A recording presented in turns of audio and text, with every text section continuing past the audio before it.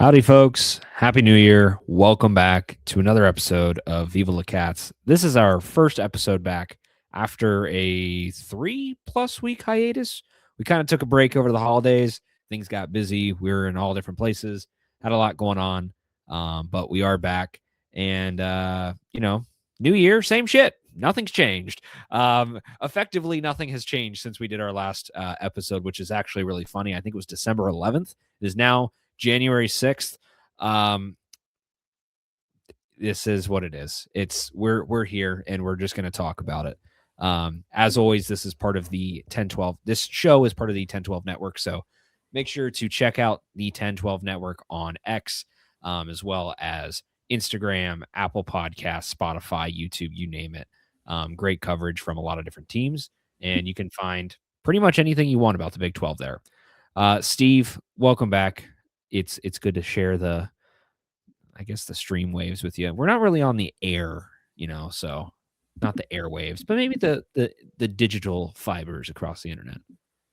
It is wonderful to be back. Hello again. Hello, all of you wonderful people. Great to see you. Has anything really happened in Cincinnati sports over the past couple of weeks? I haven't really been keeping up or anything, It is 2026, Justin. A year of our Lord that is certainly off to a start. One of the starts of all time. I do kind of sometimes wonder, what is this all for? We're in a time of new beginnings and new starts and feeling better, trying to, a new year brings thoughts of how can we improve on ourselves? What goals can we set this year to be better? And I want to see John Cunningham's goals for 2026 because he sent out a message at the end of 2025 that was not very well received by anybody. No sir. Fans, we switched to Ticketmaster. Did you enjoy that? Boo! I'm just imagining all my friends hate Ticketmaster. I'm just imagining if he had to give that halftime speech at a football or basketball game or something, and he brought out that piece of paper and just Wes is unfortunately getting whatever. You're allowed to boo. You pay money as long as you're not booing the players. You can boo whoever you want. But Wes is getting booed in his introduction at games. I just want to know what how prolonged the booing would be if John Cunningham tried to come out and read that statement at the halftime of a game. You've got to think. You got made me think about something now. Remember when I forget who was doing it? Maybe it was Keegan or somebody else was doing the Wes Miller sneaker tracker. Now we need to do the Wes Miller boo tracker. How many times? How long is the boo? What status is the boo? Is it really angry? Is it a drudged? People are just tired. There's no energy in the boo. We need to know how good is the boo that day. That's what we need. So for those of you out there who are actually at every single game, please give us the boo tracker. We need it. Also, Steve, another great idea. Maybe. Because I think it's really interesting that John Cunningham does not really have he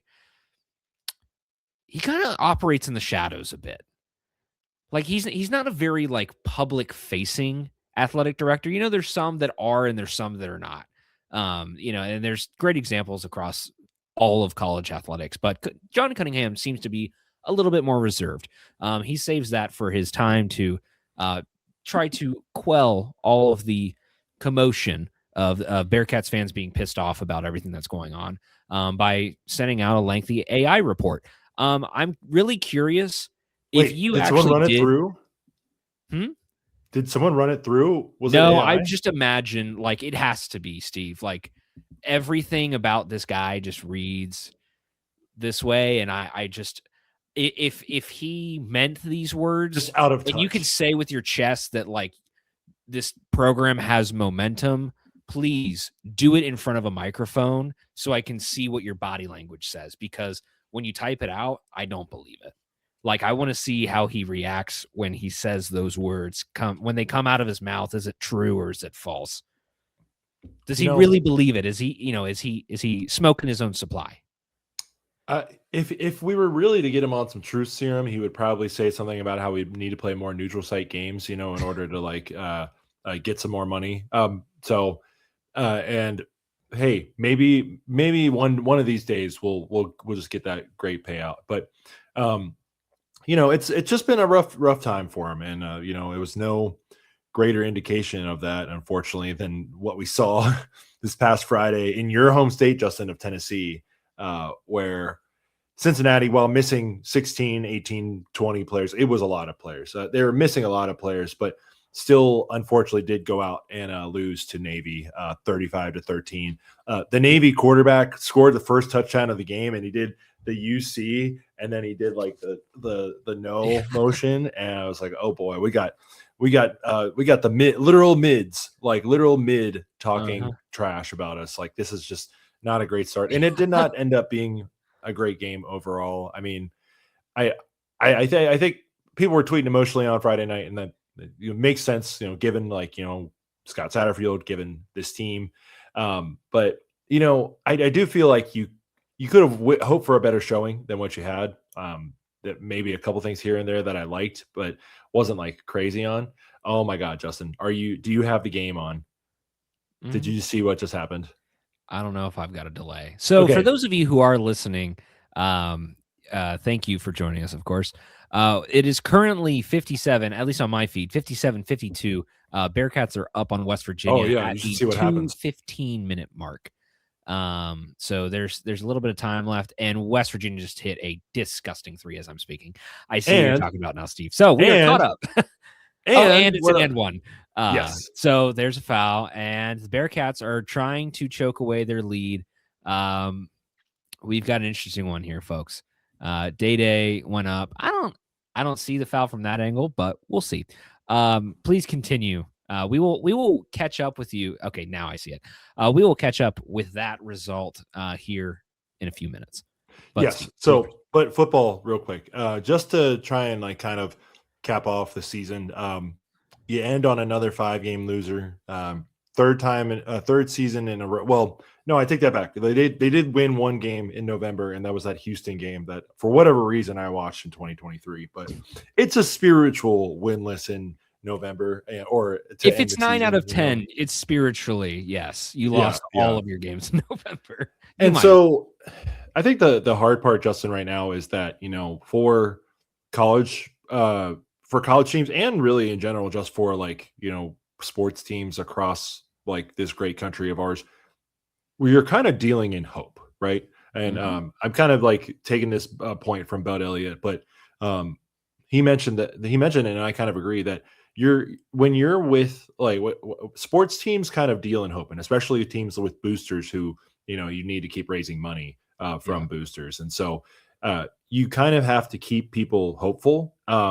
And I think the thing that got John Cunningham kind of killed on social media, a place he's not really on much, by the way, but what got him killed was that it just seemed kind of tone deaf, just kind of for what we are. And I know he can't, there's certain things you can and can't say, right? I know he can't say, oh, I hate everything, we got killed and we're going to fire everybody.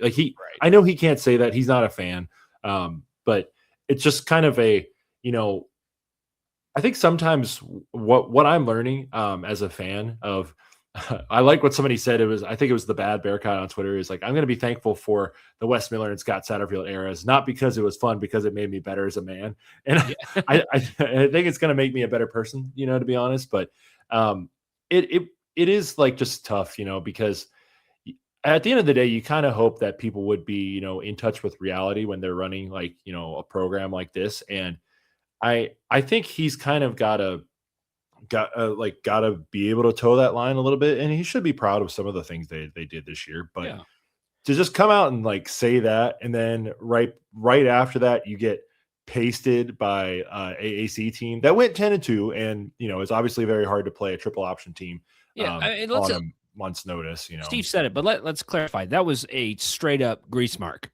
That was not a close game. There was no level of competition from our side, which, again, missing a lot of players to the portal. It sucks, but continue. It's just, it wasn't even a game at all. And so, what is there to take of that? Nothing. It was a rainy, messy game. Obviously, you're down a couple guys who we'll talk about, in the portal and such, or going to go pro. And so it was just not really anything that you can take from. But man, it's just kind of one of those things where, when you're watching your team play, you always kind of hope to see them win.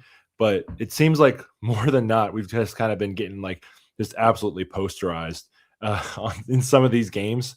And I think the thing that's the worst about it. Yep. Justin's caught up. So Oh we're at my 103 to go in God. the game, and West Virginia just somehow hit a three Jeez. that only they would hit, like over, like Day Thomas is standing straight up, It's and not like, West dude, Virginia. just It's only that any team that is playing Cincinnati would hit. What a shot, too, by the way. Disgusting. That's two like pretty sweet threes from West Virginia back to back. That's tough. I hate our offense. I'll say it.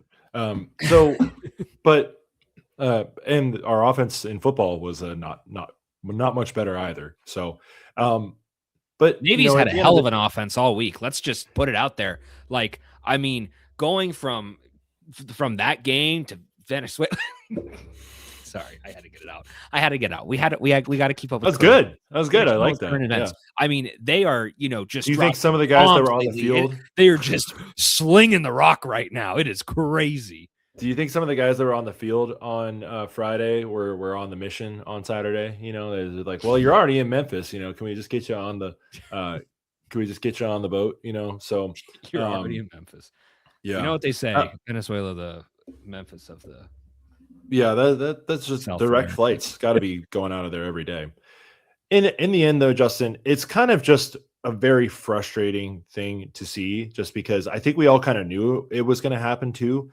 Mhm. And something I want to talk about real quick, and we'll talk about it in basketball too, because it's kind of happening in front of our eyes. But right now there's kind of just like, a crazy amount of fluctuation with, all this portal stuff, all the money and stuff. And there's not really much stability right now in college sports. And I get that. And, maybe Cincinnati doesn't have a billionaire donor such as a Mark Cuban, or, name your guys, or whoever you can really think of that would just be able to go in and make something happen.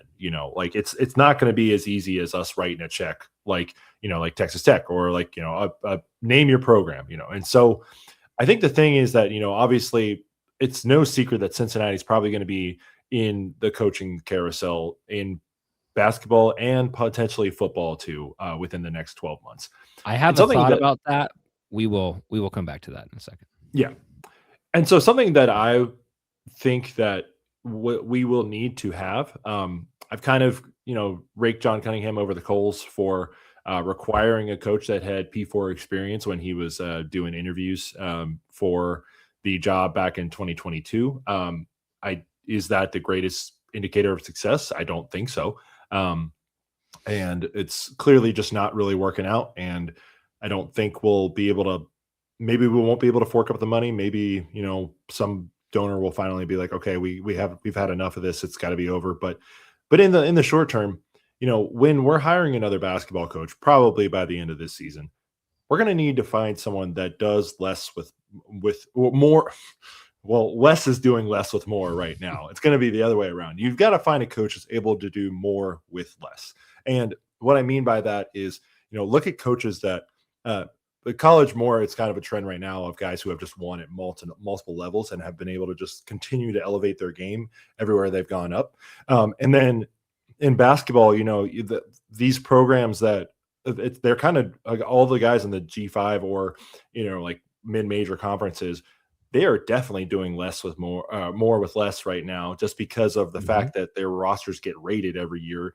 Right. And, there's a couple guys that are probably on the radar right now. If you check just different corners of Bearcat Twitter and Bearcat Internet about who people want. And I think my only requirement really for a new coach for either team is for you to be able to overcome some of those talent deficiencies, some of those monetary deficiencies, and not just have us go into a game and just being able to like throw our hands up, be like, well, you know what's going to happen. Like, let's go to basketball real quick, Justin. I think I know exactly what you're about to talk about here. I want you to just give me the clip. I think I know exactly what you're about to say. Yeah, I mean, I think for me, like, the idea of like doing more with less is very relevant when I think it comes to football. I think the issue that I have is you look at actually what's happening with basketball right now. The Bearcats are currently trailing 58-57 at West Virginia. Should they lose to West Virginia, Steve has a wonderful stat line that he's going to give us. But if the Bearcats lose here, which I can only assume they will, you're going to start off your season 8-7. Like, I mean, it's just so far from what anybody's goal would possibly be for this team. Like you had the money available, you had the time. I get that you lost, some guys. You obviously turn over a ton of your roster, but I think a lot of that comes down to choice, and it doesn't necessarily come down like choice and direction for the program. How many of those guys do you think said, "I'm going to hit the portal. I'm not coming back to Cincinnati," versus it's a team structure thing that says we think we're going to go out and get better talent. I mean, I genuinely want everybody who's listening to this to think about that. Like, because I don't know if we'll ever really know, unless maybe you ask the former players, is like, was this I chose to go to the portal because I see Cincinnati's a sinking ship and I want to get to a better program and make more money? Is it I just want to make more money? What's the kind of thing going on there? And personally, to me, it just looks like from what we had last offseason, you even look at a guy like Josh Reed, who would actually be really helpful for this team defensively and provide a really nice element for the team experience, so on and so forth, but had his flaws.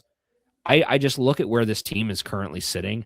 I don't know if you really, if everything that you've done would even satisfy like just the roster construction. If all of that's there, have you reached any of your goals for this team? Like whatever this was for Wes and staff, like have you reached any of your goals at all? Because I know it doesn't necessarily come down to wins and losses all the time. And sure, maybe like your defense has been solid. I get that they've actually been really good defensively and they still sit towards the top of defenses in the country.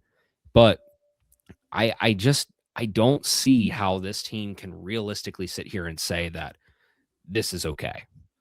And I don't know, man. I'm just starting to lose faith. Not starting to. I've already lost my faith. And Steve and I have talked about this. Like, this is the part that sucks is like I used to come home from work or I'd see the schedule ahead of me and I'd plan trips around it. I'd plan like my evening around like I got to sit down and watch this game. I'm ready. Like I want to see this game. Even if we're doing good, even if we're doing bad, I want to go do it. Now I think so many loyal fans have hit a point that they just don't care. Like, and it's crazy because like we've hit this point of realization, like I have. I mean, I love the Bearcats. I love the program, but there needs to be some serious change because I know from all of the other fans that I've talked to as well that are just as interested and diehard and loyal as long as we have been and have been around the program since they've been kids, like that went to school here. These people just stopped caring. They stopped caring or they're starting to stop caring. And that's where I think you really lose it because once you start talking about boosters and doing more with less, you might not have as many boosters and it might actually get worse for you. Like you have to find a way to be competitive or you have to find a way to like stave off the heat. And right now, I think your only solution to get more people to buy in is to remove certain people. I just don't see how you get more people to say, I'm going to commit to this sinking ship. No. They're going to be 8-7. West Virginia is now leading 62-57. This game is over. 6.5 seconds left. That's done. You're 8-7. Like this is just so far from what your goal was. Well, and I also kind of wonder too, like how far donors are tapped out right now. I mean, you just opened up your huge facility. After you just you did a very public campaign to be day one ready when you joined the Big 12, raised $100 million there, and I gotta wonder if there's just some donor fatigue right now. Like I mean, think about if you were, a donor, you're like just giving all this money and your team keeps losing. Like, are you really going to just keep like pouring money? And as fans without the money, we're like, please do. But that's we're hoping. Imagine being the person with the bag, right? And somebody from UC's athletic department calls you up on a Tuesday afternoon and says, "Hey, blank, I know you've donated to us in the past. You've been really gracious to the university. We're very thankful for it. We would like to know if you would be able to or be interested in donating more." What fan who has the money and has the ability to do this would literally look at it and say, how much money have I invested in this team? How much time, how much energy have I invested into this, like, mentally? Who's going to Mhm. sit there and say, yeah, let's add more? Like, you have, I really feel like you have to start removing coaches before anybody could realistically put any more money behind this. Like, it's unless, like, like, sure, I'll donate my $1 million this year if you use it for the buyout. Like, that's probably the only way people are getting money. And it's with the way athletics is, unless you're doing what like a Cody Campbell is and dropping, like, you know, tens, you're dropping some like huge figures into into the NIL and into the budget for the athletic department. I don't know how many donors would really have the sway to be able to say, like, this money is for this and this only. Yeah. I think maybe the Kelseys probably have that. That's probably about it. Yeah. But it's also just like, I mean, I think it's just kind of like a weird like intersection where you'd think you would have more fan hype and interaction because you're in the Big 12, but you've kind of unfortunately started off as one of the worst teams of this new Big 12 over your first 3 years in it, in multiple sports, not just football or basketball, although those are the ones that bring the most attention to you. And I think the other thing too is that I think we've got some, obviously we know some of the names, we know some of the people who are definitely like able to give some money. And our fans over at the other school, when I was trying to trade some barbs earlier this year, definitely, made sure I was aware that I was talking about them. I thought it was kind of funny, but obviously they didn't think it was. So, and so that's why I'm having graders, by the way. Shout out to Richard Grader, who's actually on the board of the Liberty Bowl. So brought us back there. And so, Justin, just to kind of wrap this all up, I think what needs to happen, is just either we get lucky and we kind of have someone come in and be that godfather for us, or UC is able to kind of hit the reset button, start over. Probably need to clean house, started up at the athletic director, and go from there. And then hopefully with that new person, whoever it is, can reignite some of the businesses in town, some other boosters who may have backed off or not have been as invested. Yep. Maybe able to pull in some new boosters. Like that. I also kind of wonder too if there's any thought to like trying to do more of a grassroots campaign.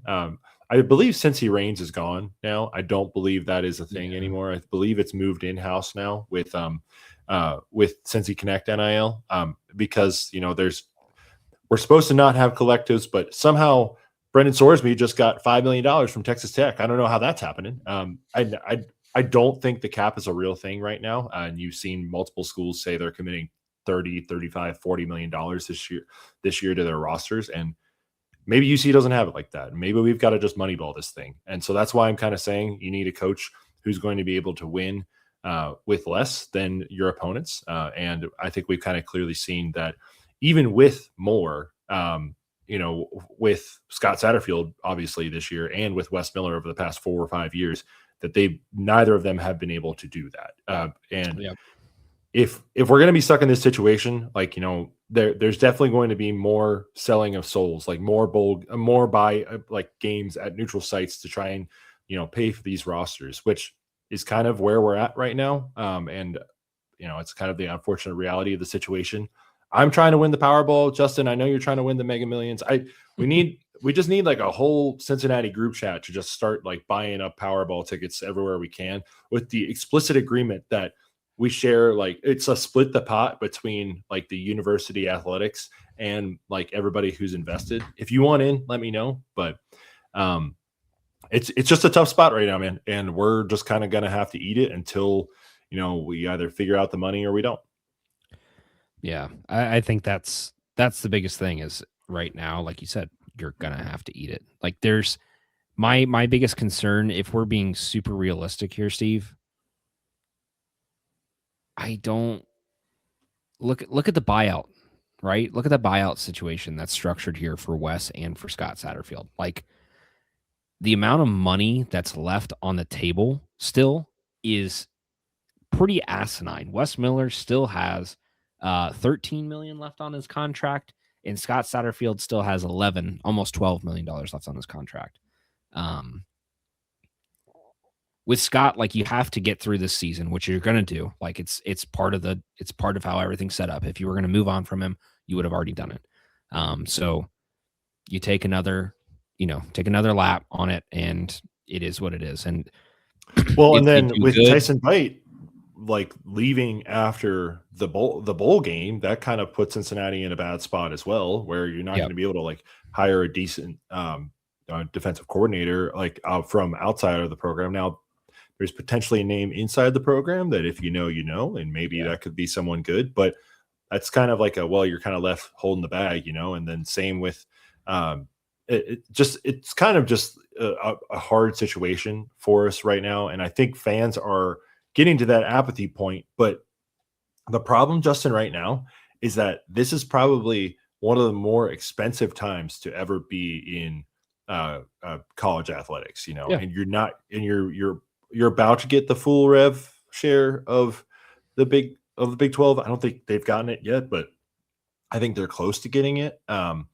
And it's kind of just one of those things where you kind of had to fight uphill for 3 years, and now you've kind of like lost a lot of fans. People are like very upset. I don't know if your big donors are really going to come in and just like start splashing the cash on like right away until they see some change within the staffing, and it's just it's just a shit sandwich. Right? I don't really know what else to say. It So is. Well, no, and that's the thing is like here's again the issue, Steve, is like the buyout situation. I don't know if they actually do anything about it. I mean, I think we are if royally they screwed here. I mean, I think they have to let go of West. They paid more for the roster this year than they did for his buyout. Like they'll eat, maybe they won't like use the full like power of donors this year to like fund a roster, but this is like year 3 where they've put significant money behind the basketball roster with no returns for it. And I get it that maybe they won't be able to pay it, but like you got to figure that out, dude. Like, like maybe he'll just like take like, I get paid this much each month, kind of like Fickle does right now, or yeah, something like that. But there's no, to me at least, unless Justin, and I've been kind of saying this to people, and people don't really want to hear it, but unless you're fully committing to football right now, and you're saying basketball, just it is what it is. We'll just take our losses there and take the check.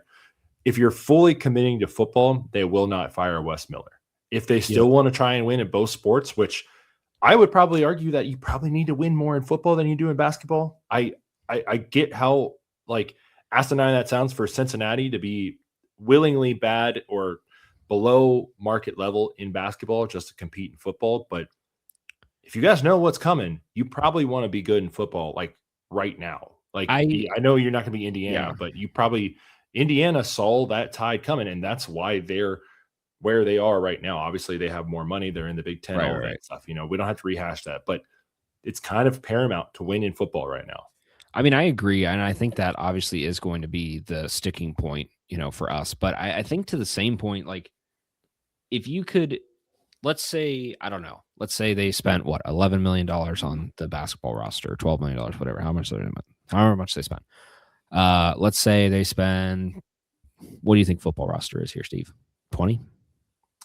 I mean, they probably. I know they're fully funding rev share. So, and at least from, I don't really know much to be honest. Like I'm Okay, like let's just well, it's regardless. just a couple of. I'm just saying this is something like I've just heard. I have no real like second sourcing on it to back it up, but it seems that the basketball roster was a little bit more of like what donors were able to provide, and football was more of like house money. And obviously, Okay. basketball played 2 neutral site games, and football played a neutral site game, just kind of like supplement that as well. Right. Or basketball played 3 neutral site games, to kind of supplement that. And maybe that, kind of helps in the end.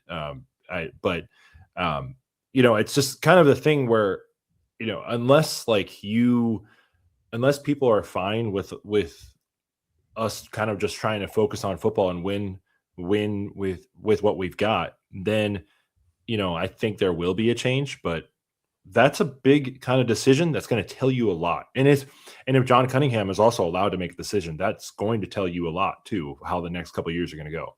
Yeah. Regardless of all that, though, let's say you have a $30 million. Sorry, I love like this like current like business era of college sports. I don't know if it's great or not. We can't be like wanting to tear everything down like with this little data for the entire college sports ecosystem. We got to wait a little bit for that.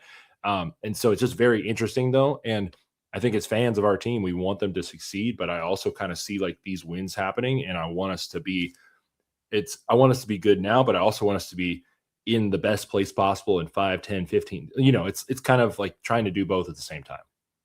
So let's say you have $30 million, Steve.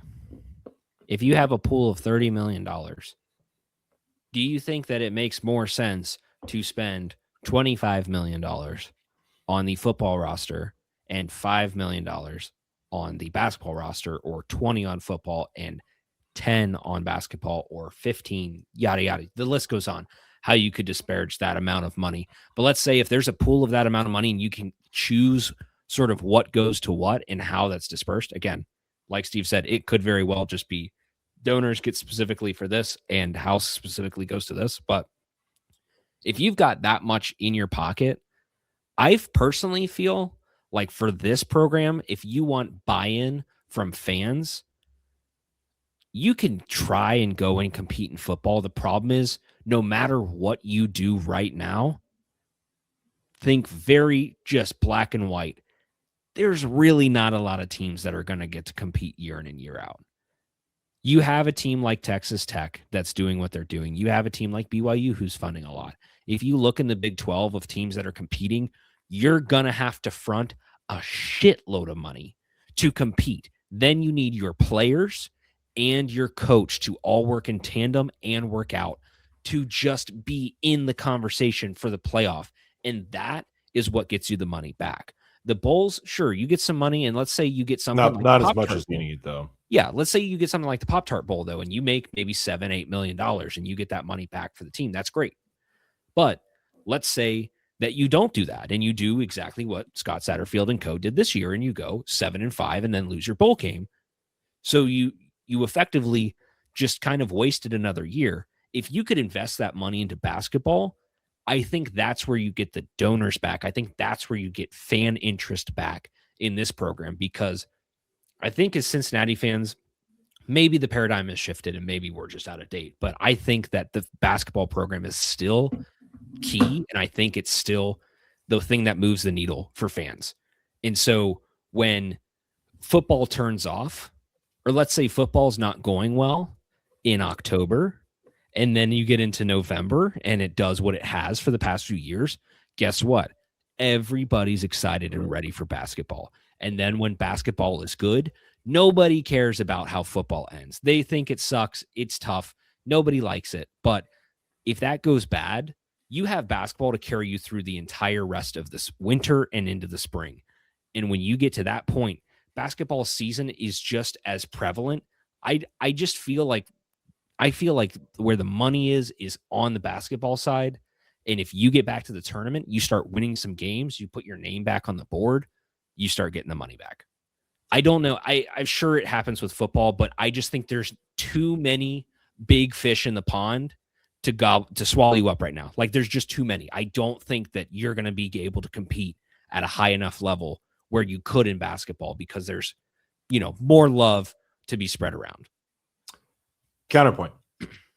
Kentucky put $20 million toward their roster this year for basketball. That's pretty widely reported. And look at how that's going for them, obviously, and so they're going to put in money for football. But, obviously giving money to Kentucky football is literally just putting your money, just like, be like, all right, setting it on It was fire. nice seeing you, Money. Have a good time. You're kind of just essentially lighting it on fire by donating to Kentucky football.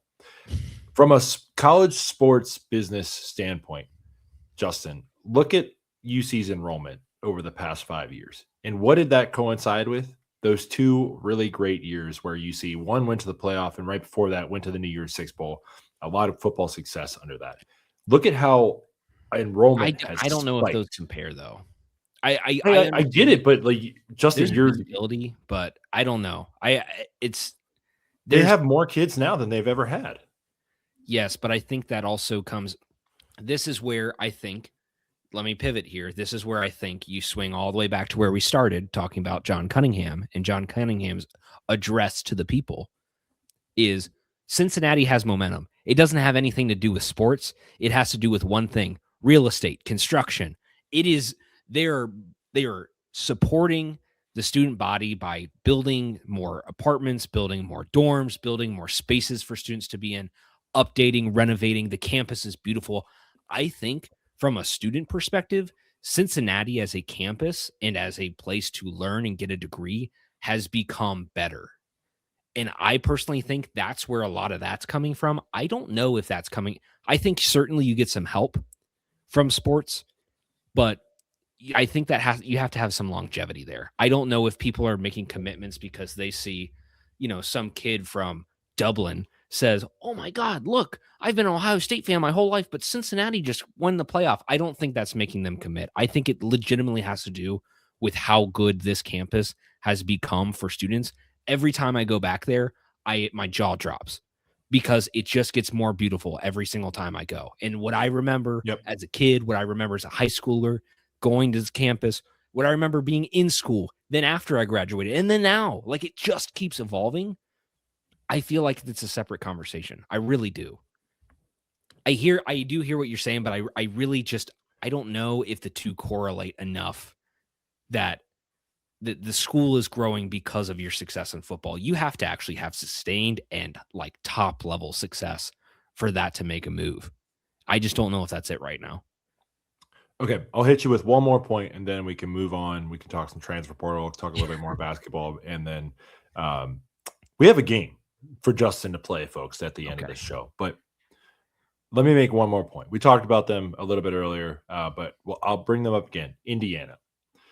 If you ask any of their fans right now what they care about more, 100% of them will say football. And this is a state and a school that for its entire existence has only cared about one thing: basketball. They fill up they filled up the old RCA Dome, and now they fill up, like Conseco Fieldhouse, and there's Hoosiers.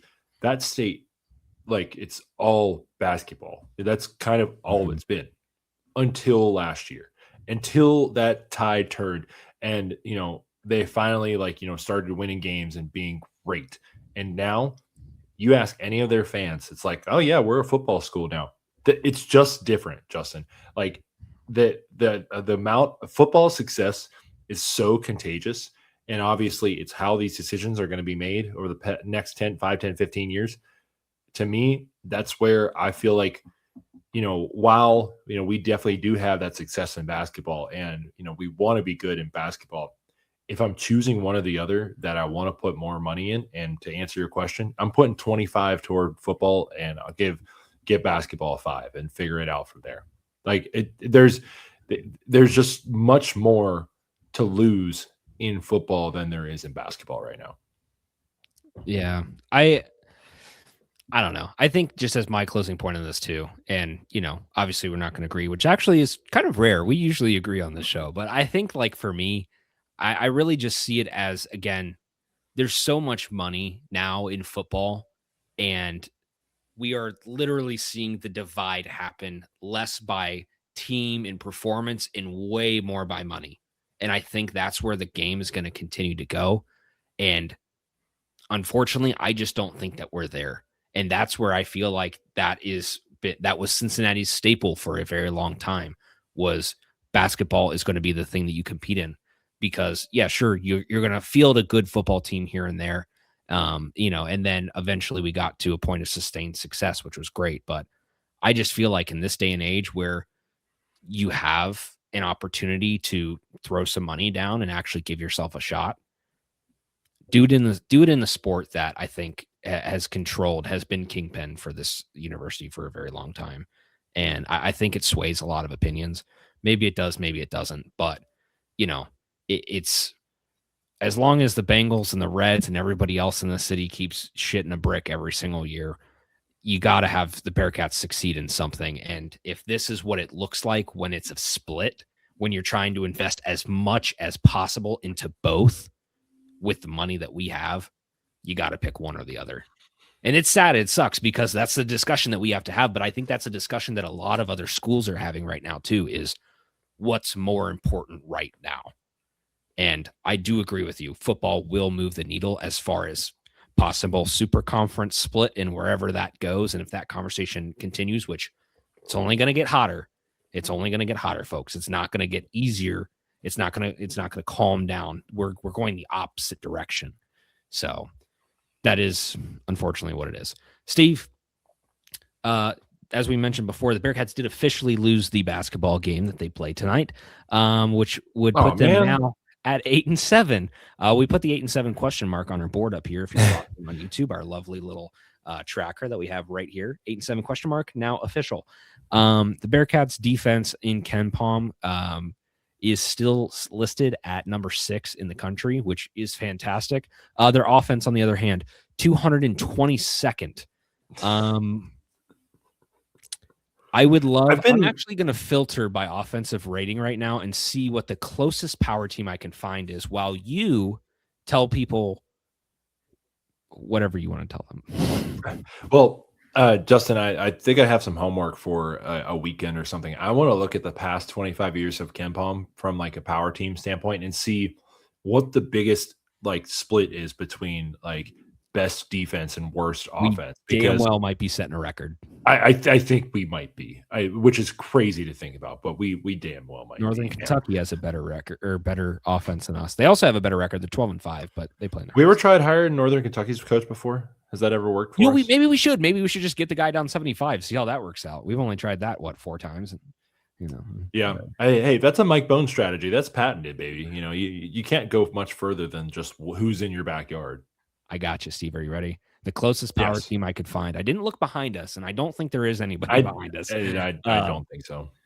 It's maybe DePaul, but I don't know if you count the Big Power Conference. 189. Take a guess who it is. Actually, technically, I forgot because of the way this nets out. They're technically not a power conference. The answer would be Oregon State. Because they're in the West Coast Conference, they're not technically in a power conference because the Pac-12 does not exist anymore. RIP Pac-12 coming back next year. Basketball exists in football, but not in basketball. The next closest would put Georgia Tech at 183 from the ACC there, and that's not good. I really doubt that I'm going to find anybody behind Cincinnati.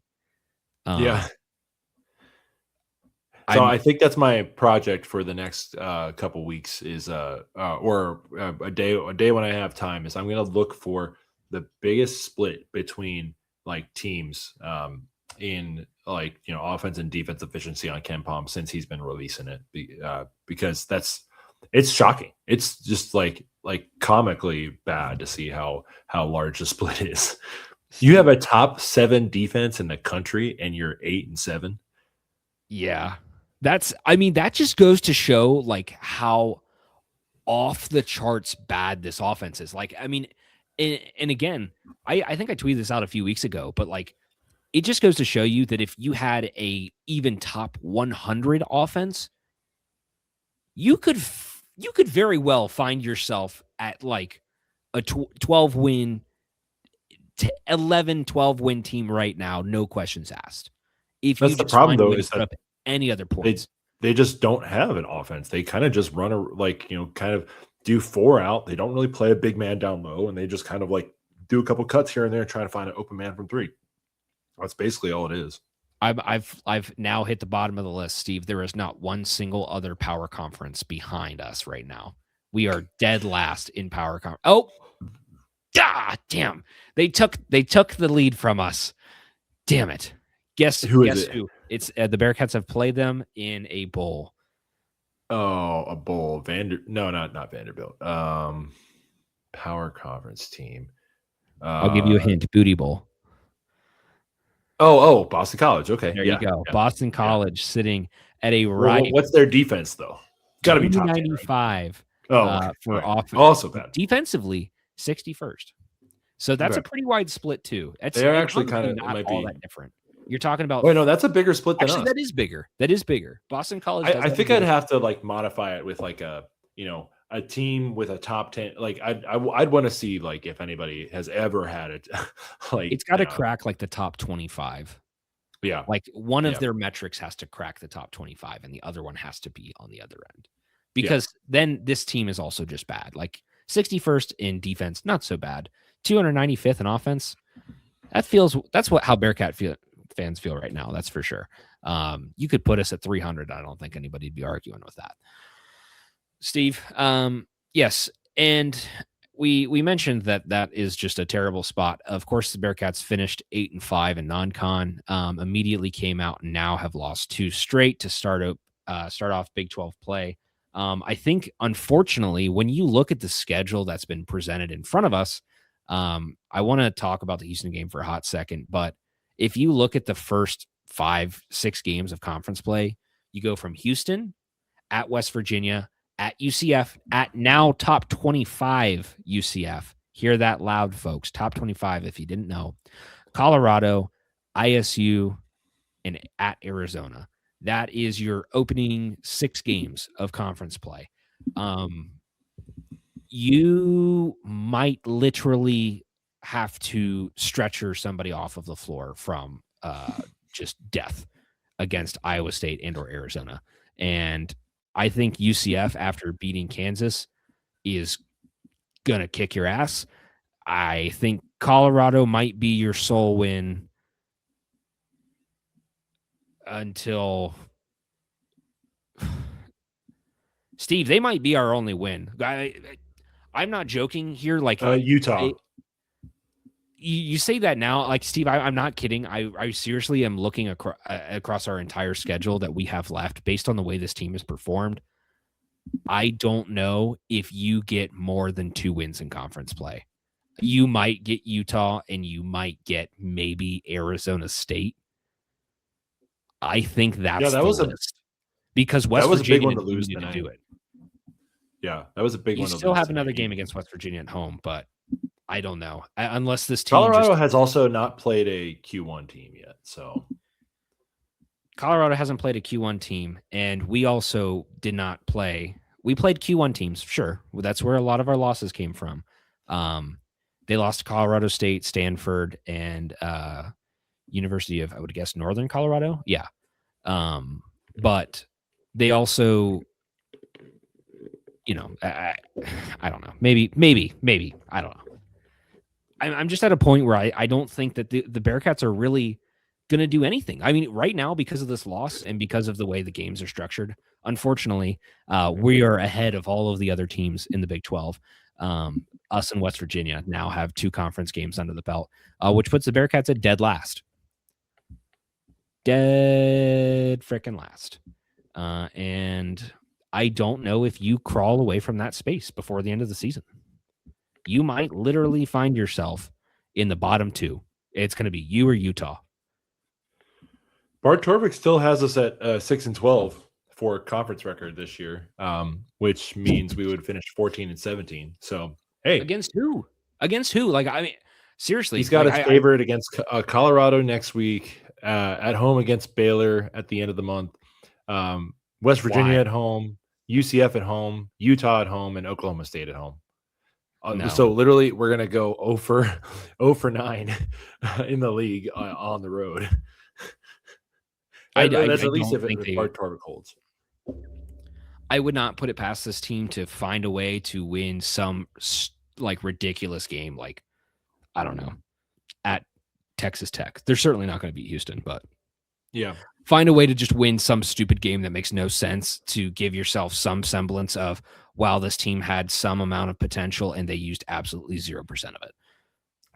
I don't really think it matters. I mean, I know what I said earlier, and I know probably like they should probably just invest all the money into football, but I think they're probably going to end up paying the buyout. It was pretty well known that Wes had to make the NCAA tournament this year by like insiders and stuff, and that was pretty well known. And then he's just kind of. I will say you can't have your off. coach saying I'm looking for I should be and I'm going to be looking for property in Hilton Head and then continue to hire him after this level of performance.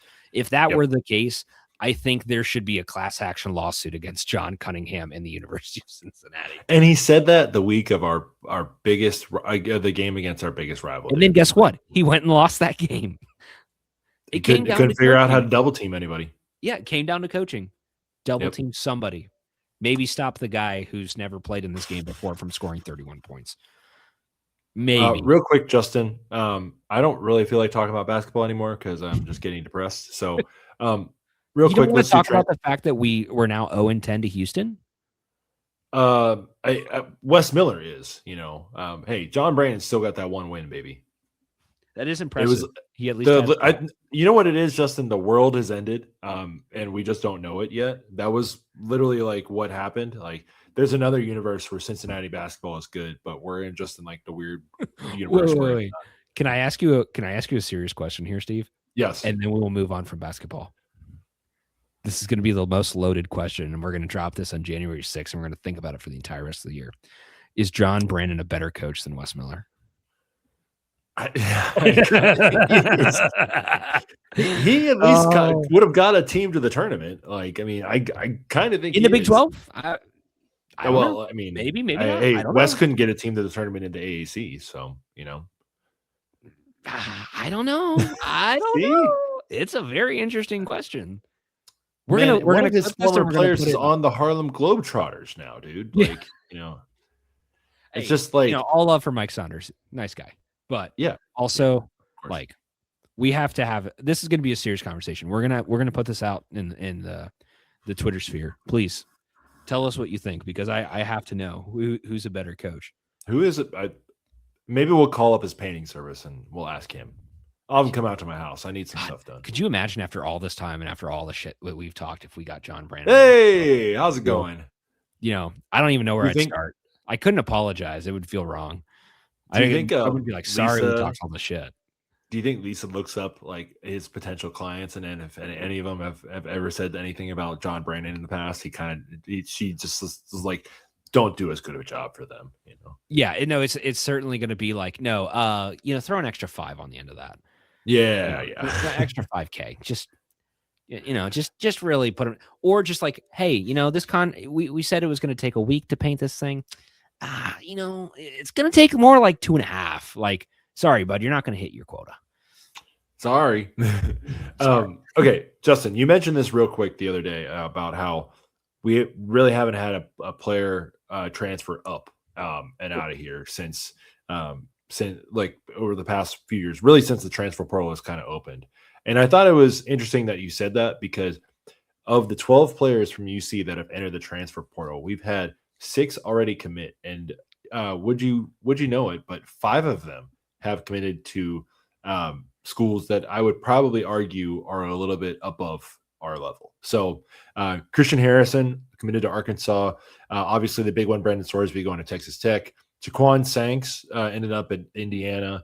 And then we've got Evan Pryor ended up at Florida and Caleb Goody ended up at Missouri. So there it is, Justin. That's 5 players right there that have all ended up at places that are higher up. And that, well, see, I would argue they're probably all, well, maybe not Arkansas, but here's the thing though.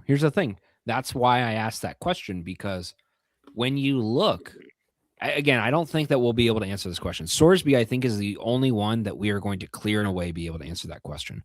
Maybe Pryor, but I think Sorsby is truly the only one that we're going to be able to say transferred up to a playoff contending team and was a starter and played every game that was available in front of him. Because I think when you look at the past few guys, or the past few years of guys that have done this move, there's some guys who've gone to some bigger programs, but they haven't really found their footing. They've maybe been in half the games, or maybe they've played every game, but they've only played, 2 or 3 snaps on the game instead of, the full snap count that you're looking for from a starter. So I will be really curious to see. But yes, that is a good list of guys that have, transferred out now to, up and up programs.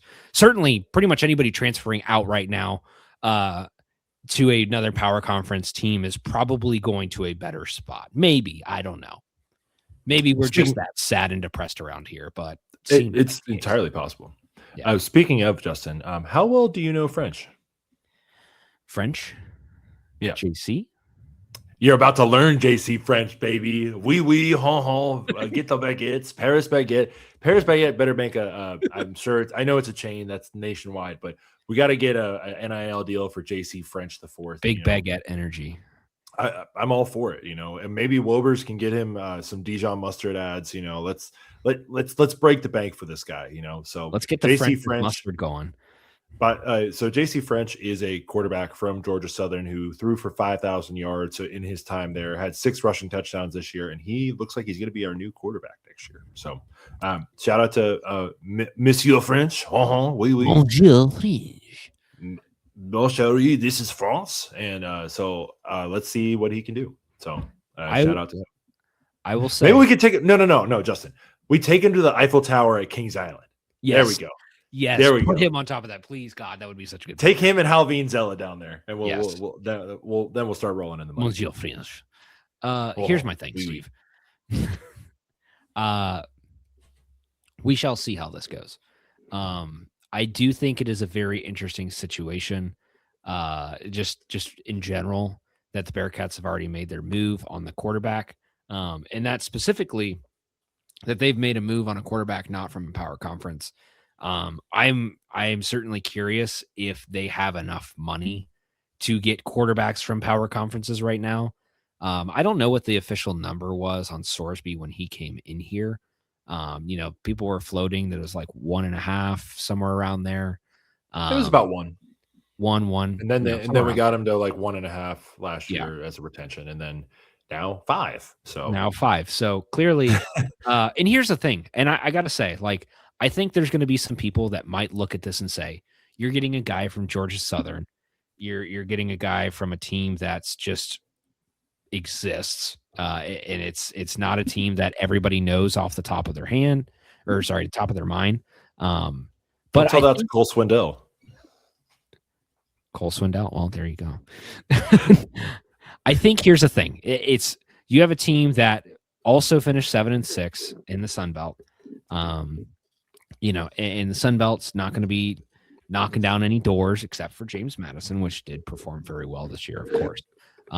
But outside of that, I think a lot of people might look at this situation and say, is this really worth spending this money on when you could just try and start Samaj? I think all of the shit that we've given this coaching staff over the years and this whole program about not performing well when it matters, I'll trust them enough for the talent evaluation. Basketball, I thought I did. I'm starting to lose faith in that. Football-wise, though, clearly there is a lot of talent. I think we've seen that. Defensively, it seems like the scheme hasn't worked, but offensively, the talent's been there, and they've produced some really good guys. From an offensive line perspective, which has been stellar, like fantastic. Developing Sorsby from what he was at Indiana to what he is now, which is the number 1 guy in the portal overall, not even the number 1 just QB. He is the number 1 QB, but the number 1 overall guy. Having guys like Pryor, some of the guys out of the running back room, even some really solid receivers. Like, I think and look at guys like they got like Caldwell that they found. I think you find talent in certain places. I trust them enough to do this kind of recruiting. And I think Satterfield also recruiting a guy out of the Sun Belt just feels right. That seems like a Satterfield move that's just lodged deep into his brain. It's just like in sync. Like Scott Satterfield feels like a Sun Belt type of guy because he was a Sun Belt type of guy. But I think I trust them enough that this is probably a really good addition, that either they're going to get a really good guy to plug into this offense or they're going to get a guy that they can coach up to this level. Will the execution as a full team be there? I don't know. But I do think this is a really good ad. Yep. And I will credit the staff too. They know what they're doing. So like I like what I see, and I think that hopefully they can bring in a couple more guys. And they added Nick Lematina, who was the director of player personnel at Western Kentucky. Mhm. Try to build up from there, and we'll see if we can be competitive next year. A couple Western Just Kentucky guys have been successful over the years. yes, sir. I agree. Justin, are you ready to? Is it time to play the game? It's time to play the game. Time to play the game. Which wrestler's walkout song was that? Triple H, of course. Yeah, there we go. That's right. That's All my man. about the game. That's my man. He Now knows you play it all about the game, and if you can play it. that he knows. Okay, Justin. So I'm sharing my screen right now with you, and we're gonna pull it up here.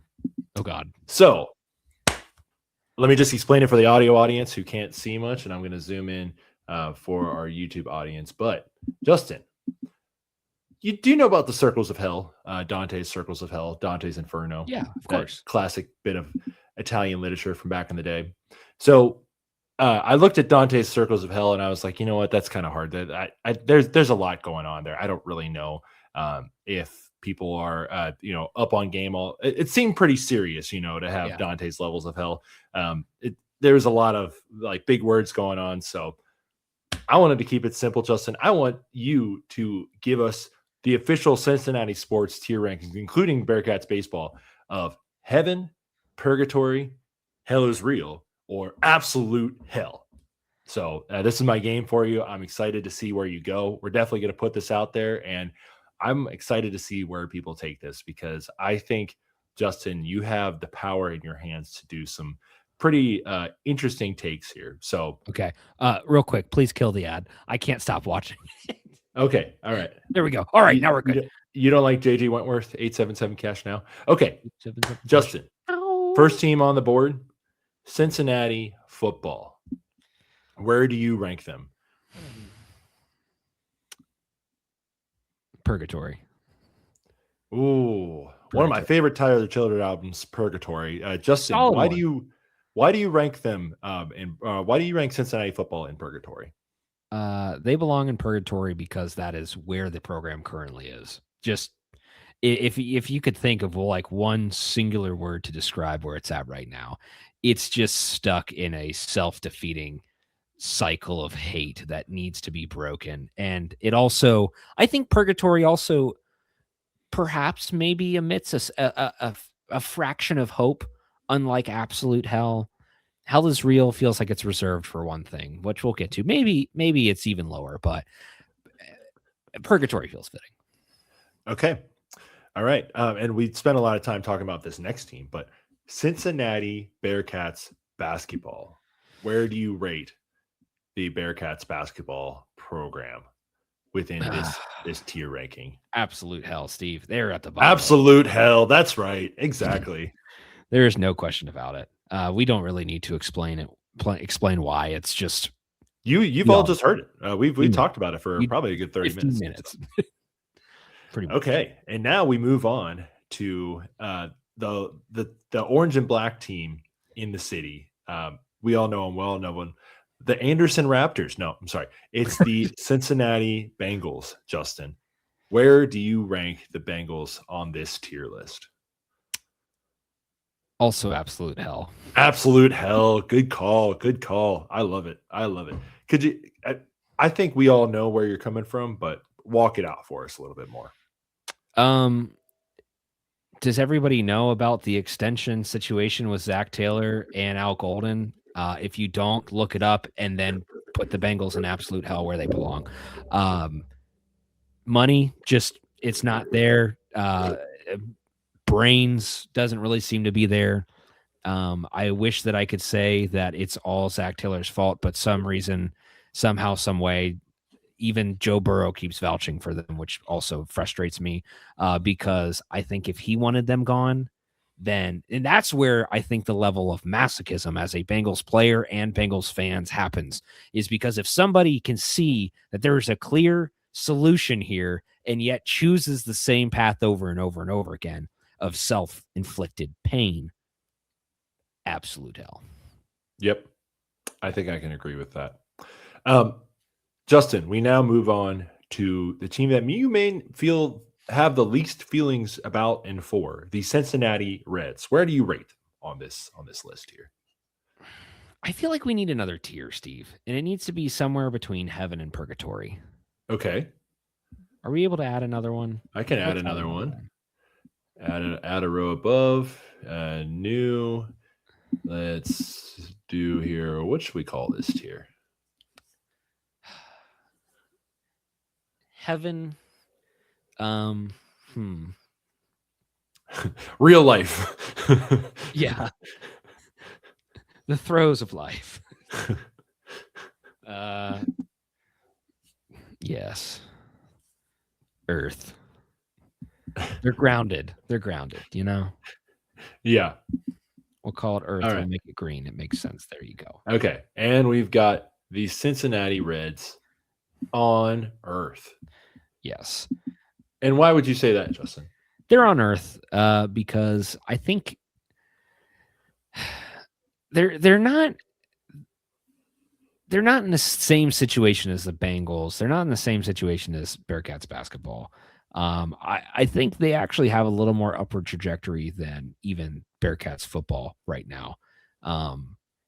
I still have hope for them to do something. I think, unfortunately, obviously they did a lot of this to themselves, but I think, unfortunately, towards the end of the season, great, you make the playoffs. Unfortunately, you get dealt the hand of getting to play the world's most expensive team in sports in the wild card. I don't think that's necessarily a fair hand. I think if they got most other teams from the NL, they might have actually had a chance, perhaps even, but I just don't think that that's happening in LA, and it clearly didn't. And if they win a playoff series, we all know where they go next. It's straight to heaven. Like with where this team has been in the absolute bowels of purgatory, even absolute hell, I think that they go straight to heaven. So I put them solid somewhere between heaven and purgatory, which makes it Earth. All right. You're more optimistic than I am as someone who posts to a Reds page and hosts a Reds podcast. So I credit you for that. I've lined up a tier here, Justin, but I want to hear it from you. We've got FC Cincinnati next. Okay. We're just going to put them in the hell is real column, but I think you need here's the problem. They're well, we could take out the hell is real column and put them in heaven. Yes. That's fair. Because we added Earth. We added because Earth. they're not in hell. They're fine, but they're in heaven. If we're talking comparatively between all Cincinnati sports teams, I agree. They are doing the damn thing. There is nobody else who comes close. Nobody else who comes close. FC Cincinnati is doing the thing. They ran into a same situation, quite honestly, as the Reds. You run into the Messi bus, you run into the Shohei Ohtani bus. Those things flatten you, and there's not a lot that you can do about it because certain sports are rigged. Here's the thing, Steve. I think even if you remove the fact that they lost this year, they've actually been competing at a high level for a long time.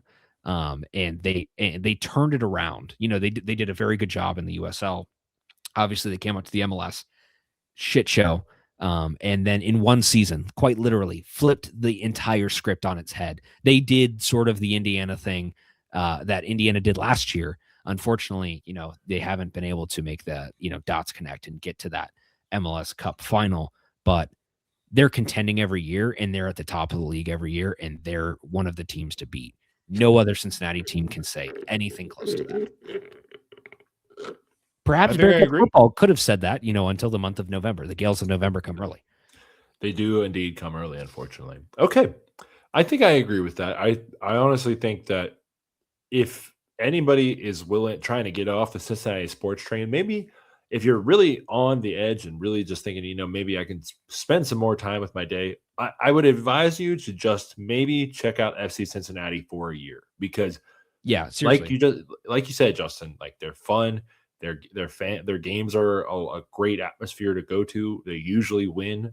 They don't usually, at least last year, they only scored like one goal, like maybe 3 games of the year, but they did win a lot of games. So, and I'll say too, it's a lot easier to keep track of than the Reds too.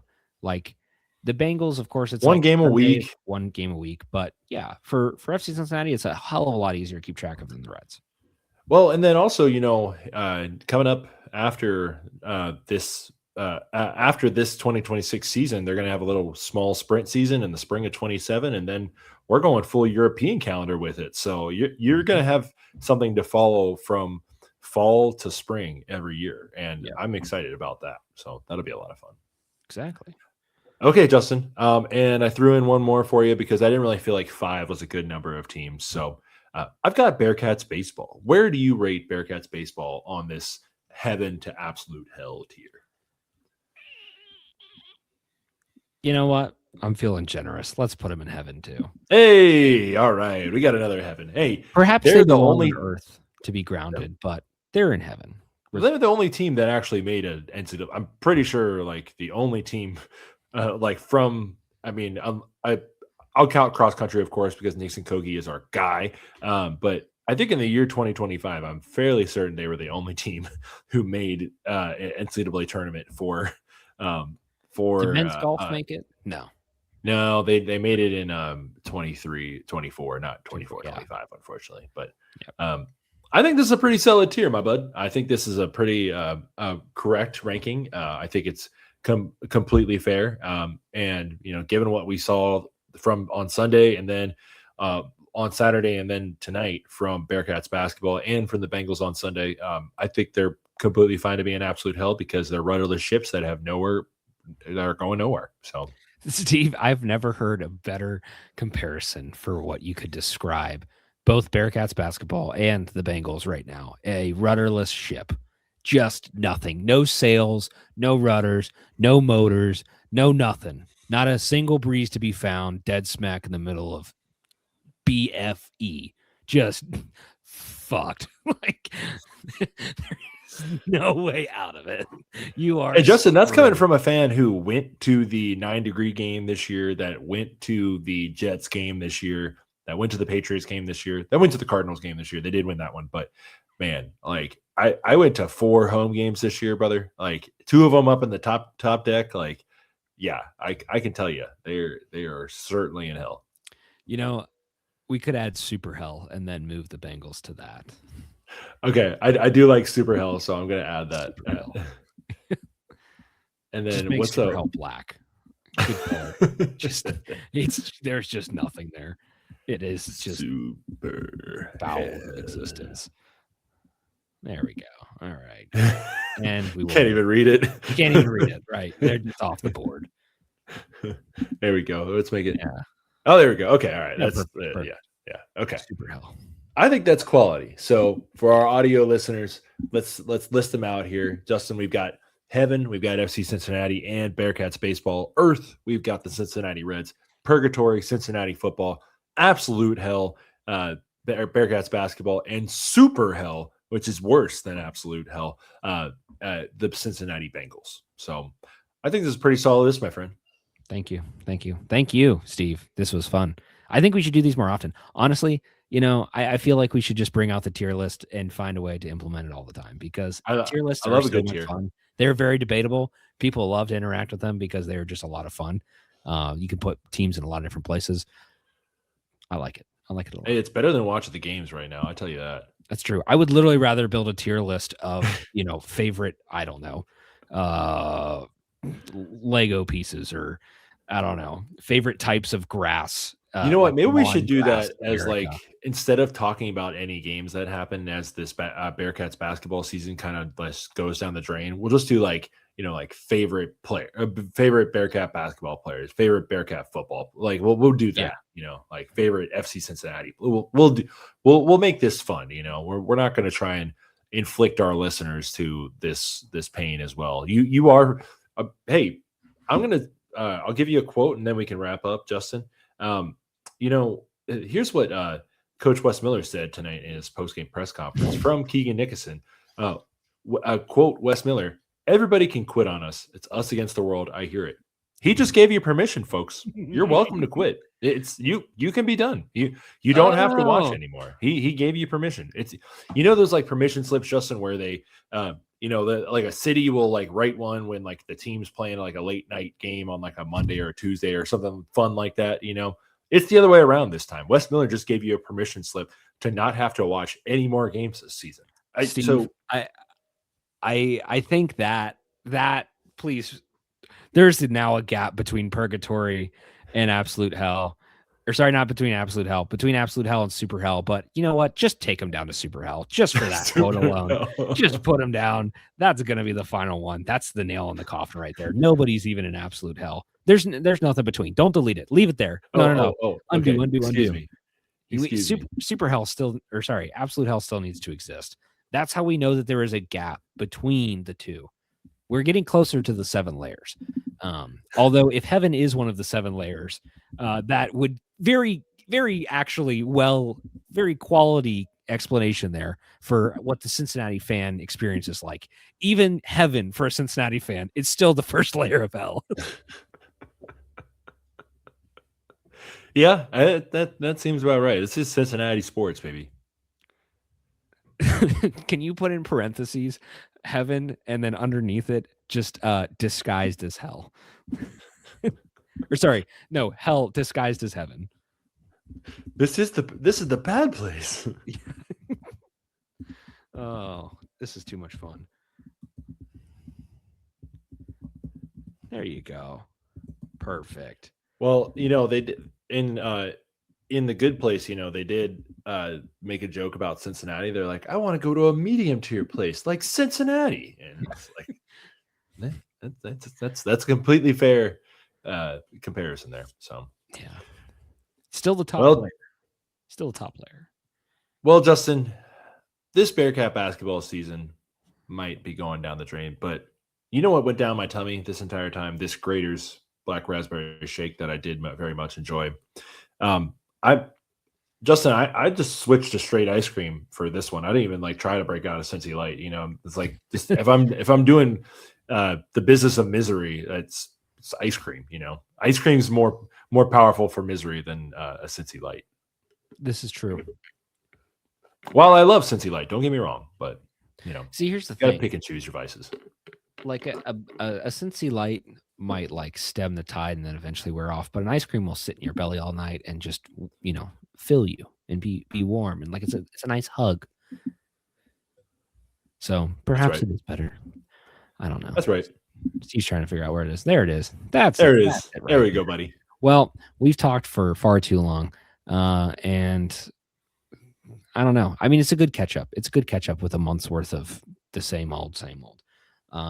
So all that said, thank you all for listening this week. We appreciate it. If you made it this far, let us know, because if you really enjoy listening to us this much, you're probably one of us.